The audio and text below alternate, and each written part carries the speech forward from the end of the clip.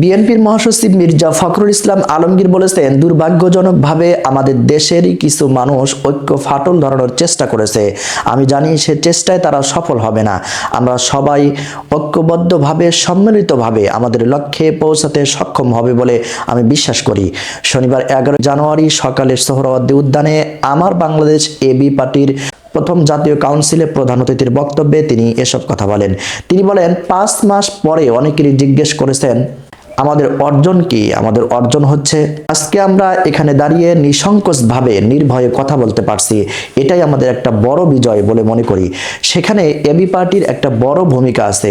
আমরা একটা ভয়াবহ দাবানলের হাত থেকে রক্ষা পেয়েছি উল্লেখ করে বিএনপির মহাসচিব বলেন, আমরা আবার নতুন করে বাংলাদেশকে নির্মাণ করতে স্বপ্ন দেখছি, কথা বলছি।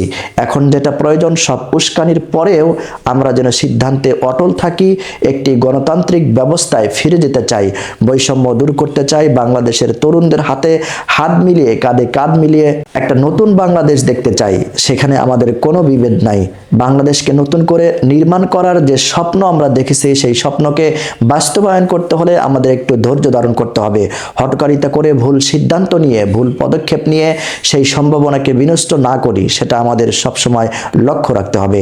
বিএনপির মহাসচিব বলেন, আমরা এই কথাও বলেছি যে নির্বাচনের পরে আমরা একটা ঐক্যবদ্ধ জাতীয় সরকার গঠন করতে চাই।